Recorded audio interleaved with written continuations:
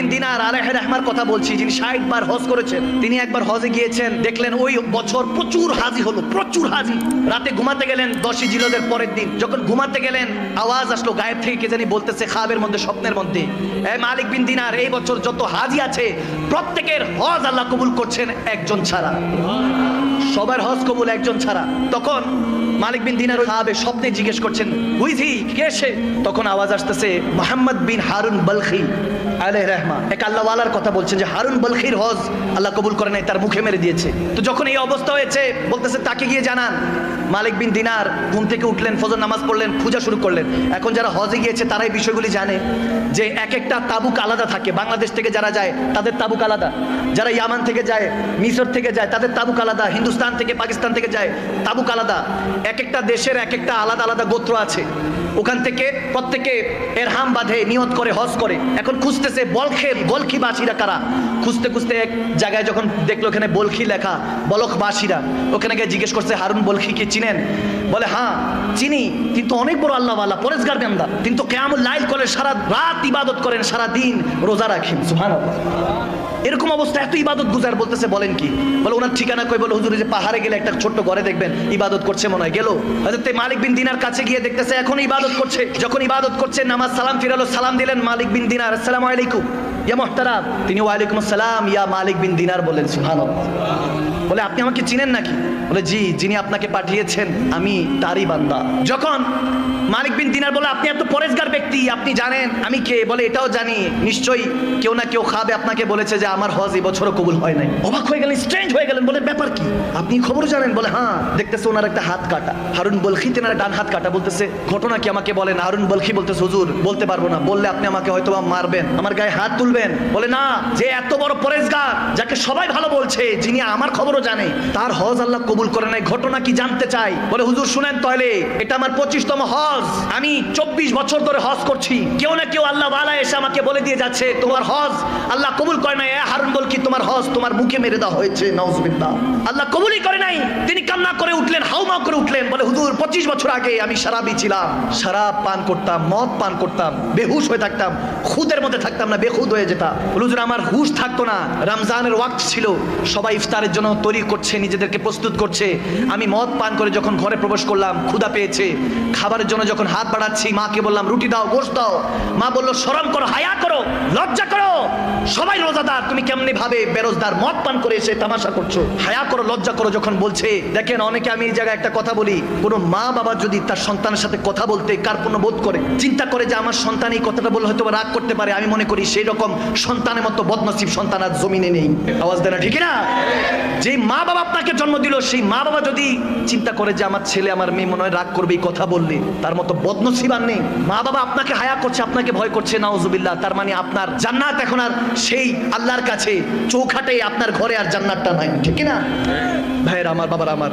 মা যখন বলো হায়া করো, লজ্জা করো, সে হারুন বলখি বলে হুজুর আমি এটা শুনে রাগ মাথা উঠলো, আমি একটা থাপ্পড় দিলাম আমার মাকে, নাউজুবিল্লাহ, থাপ্পড় দিলাম। আমার মাটা তরপাইতে তরপাইতে উনুন, ওইখানে আগুন ছিল, চুলার মধ্যে পড়ে গেল। আমাকে কয়েকজন ধরাধরি করে, যেহেতু নেশায় ধুচ্ছিলাম, খবর নাই, বেহুশ, ঘরের মধ্যে আমাকে বন্দি করলো। পরের দিন ঘুম ভাঙলো, দেখি আমার স্ত্রী ওয়াইফ ব্যাগ গুছাচ্ছে। বললাম কি ব্যাপার, কোথায় যাচ্ছ? বলে যে মায়ের সন্তান হতে পারে না সে বউর স্বামী কিভাবে হবে? আমি তোমার সংসার করব না। বলে আমার মা কই? বলে তোমার মা রাতের বেলায় জানাজা হয়ে গিয়েছে। চিৎকার দিল সন্তান। বলে কি বলো? আমার মা জানাজা হয়েছে, আমাকে জানো নাই? বলে তুমি তো নেশায় ধুচ্ছিলা, তোমার মা তোমার থাপ্পড় পেয়ে নাউজুবিল্লাহ ওই উনুনের মধ্যে, আগুনের মধ্যে পড়ে ওখানে ইন্তেকাল হয়েছে। যেতে যেতে বলেছে আমার সন্তান যাতে আমার মুখ না দেখে। বদকিসমত ওই সন্তান। হারুন বলখি বলতেছে হুজুর এই কথা শোনার সাথে আমি একটা দা উঠালাম, ছুরি উঠালাম, হাতটার মধ্যে ডান হাতে কোপ দিয়ে হাতটাই ফেলে দিলাম। যেই হাত আমার মায়ের গায়ে উঠে, বাবার গায়ে উঠে, ওই হাতের দরকার নেই। এরপর সমস্ত সয় সম্পত্তি আমি দান খয়রাত করে দিলাম গরিব মাসাকিনদের মধ্যে। আজকে 25 বছর ধরে হজ করছি হুজুর, কেউ না কেউ আল্লাহ ওয়ালা এসে বলে যে আমার হজ কবুল হয় না, আল্লাহ মুখে মেরে দিয়েছে হজ। তখন মালিক বিন দিনার রেগে গেলেন, বলে আরে মার উপরে যে অত্যাচার করে সে কিভাবে মানুষ হতে পারে? মালিক বিন দিনার তার গায়ে একটা থাপ্পড় মারলেন, তার গালের মধ্যে থাপ্পড় মারলেন। তখন হারুন বলখি বলে হুজুর এটারই লায়েক আমি অনেক বড় গুনাহগার, মার সাথে জুলুম করেছি, বাবার সাথে জুলুম করেছি, থাকতে বুঝি নাই, এখন চলে গিয়েছে, এখন হাউ মাউ করে কাঁদিয়েছি। মা গো একটাবার বলতে চাই তোমার রান্না খুব ভালো লাগতো। বাবা গো একবার বলতে চাই তুমি আমার জন্য যে পরিশ্রম করো কখনো বুঝতে দাও না তোমার মনের কষ্টগুলি। সেই মা বাবাকে হারিয়ে এখন বুঝি হুজুর, এখন আর তো কোনো কিছু করার নাই, দাঁত থাকতে দাঁতের মর্ম বুঝি নাই। আর যখন মালিক বিন দিনার এই কথা শুনে তার মুখের উপর থুতু নিক্ষেপ করে চলে গেল। রাতের বেলা যখন ঘুমালেন মালিক বিন দিনার এখানে দুনিয়ার চোখ বন্ধ করলেন, ওখানে কিসমতের চোখটা আল্লাহ খুলে দিলেন। দয়াল নবীকে দেখতে পেলেন। দয়াল নবী এসে আমার মালিক বিন দিনারকে বলতেছে, হ্যাঁ মালিক, কি জন্য তুমি হারুন বলখিকে মেরেছো? বলি ইয়া রাসূলুল্লাহ, মায়ের নাফরমান ছিল, মাকে হত্যা করেছে।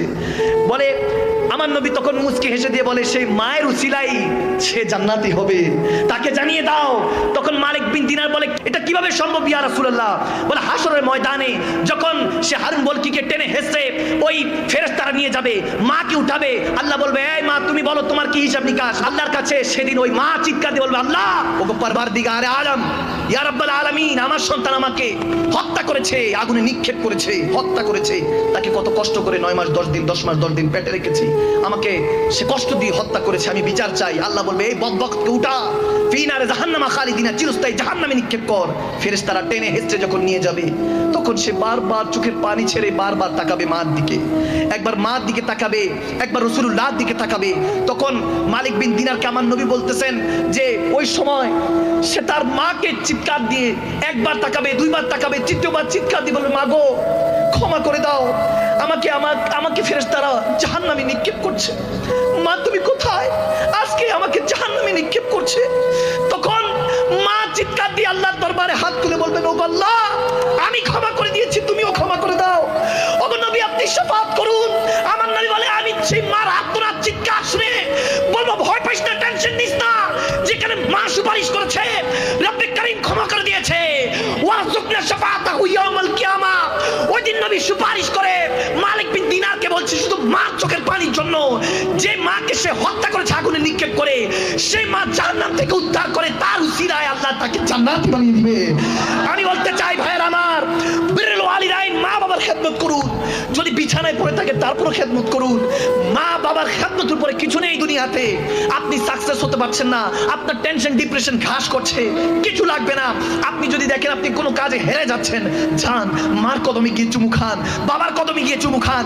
ওই চৌখাট জান্নাতের চৌখাটে চুমু খাওয়ার সাথে সাথে রব্বে কারীম আপনার সমস্ত বোঝা মনের কষ্টগুলি হালকা করে দিবে। সুবহানাল্লাহ।